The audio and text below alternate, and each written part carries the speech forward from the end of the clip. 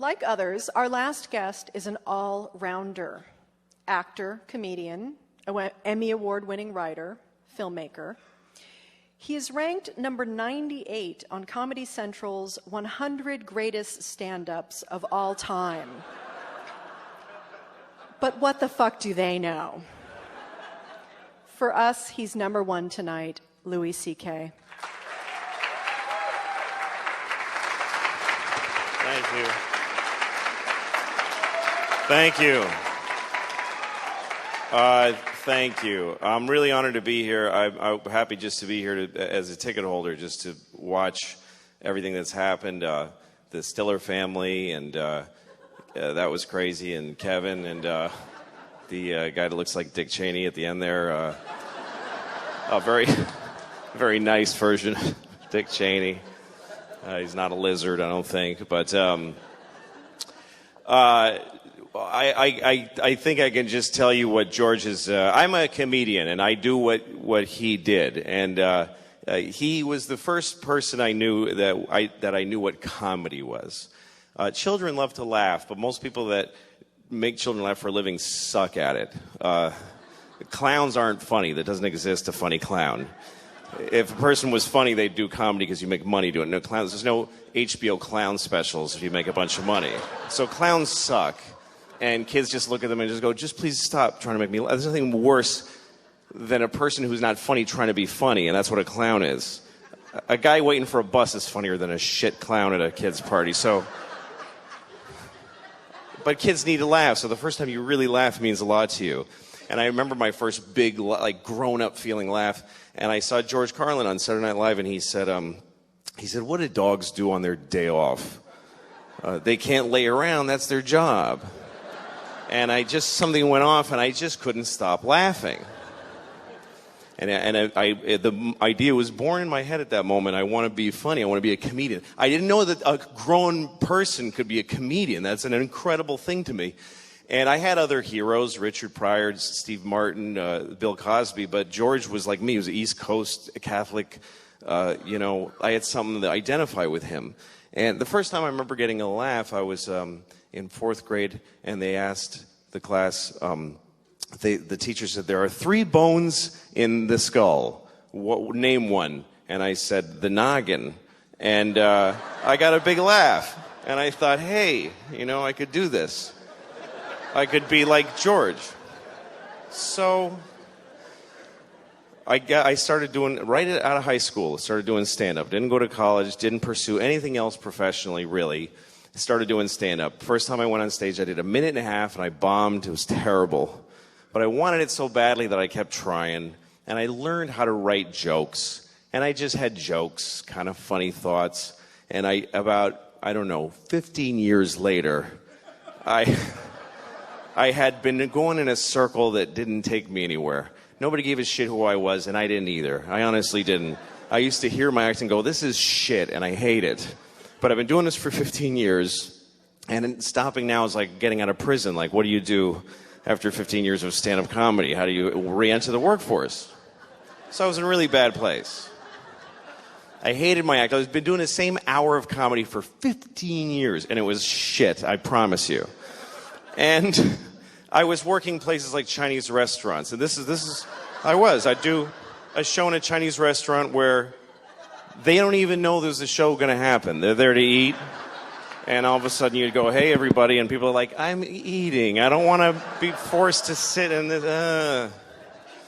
So I was doing a Chinese restaurant called the Kowloon in Boston, in Saugus, Massachusetts, and I was sitting in my car after the show just feeling like, this was all a big mistake. I'm not good enough.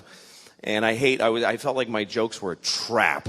And I listened to a CD of George talking about comedy and the workshopping it and talking about it seriously. And the thing that blew me away about this fellow was that he just kept putting out specials. Every year there'd be a new George Carlin special, a new George Carlin album. They just kept coming, and each one was deeper than the next. And I just thought, how can he do that? And it made me literally cry that I could never do that. I was telling the same jokes for 15 years. So I'm listening, and they ask him, how do you do all this material? And I'm like, eh.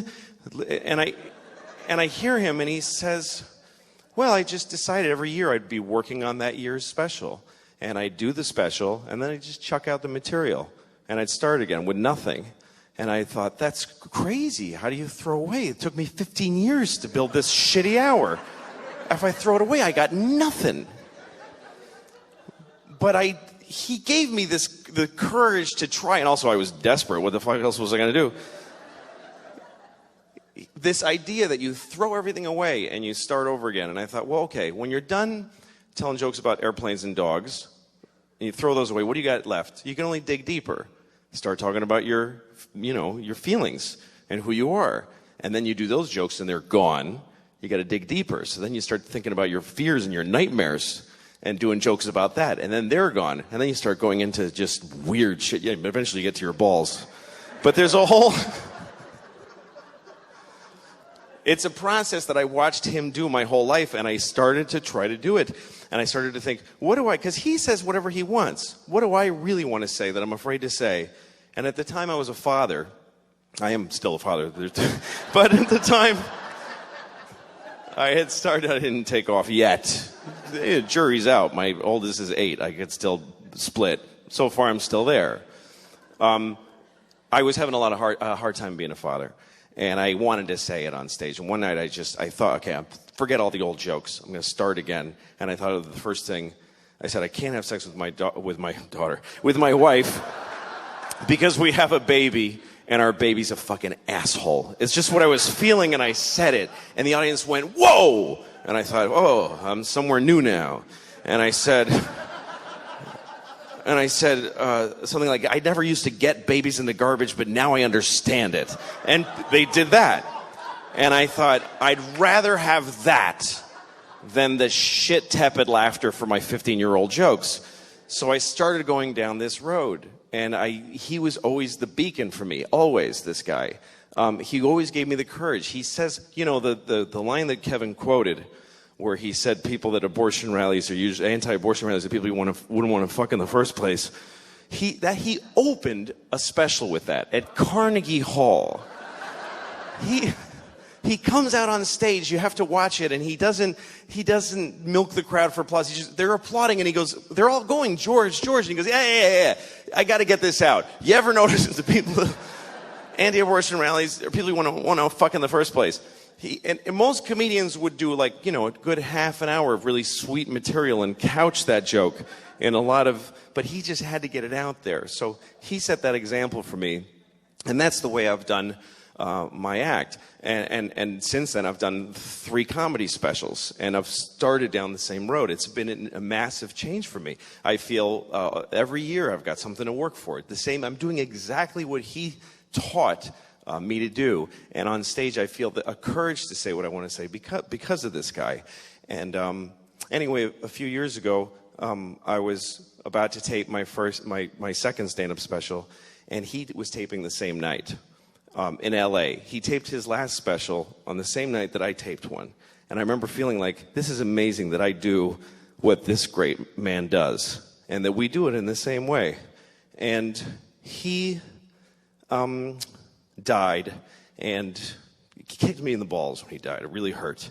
And then I remember that, and I don't want to be doing this, I'm sorry, but later I was at it doesn't matter, and my phone rang, and it was his daughter, it was Kelly, and I have 2 kids, and they're girls, so I thought, he's got a daughter, and his daughter's calling me, and I know what it means to have a daughter, because I have 2, and she's calling me and asking me to come and say something about what he meant to me. So that was a big moment for me. I'm very proud to do what George did. I know I was supposed to close funny, but I'm not good at doing stuff that isn't my act, so I'm sorry.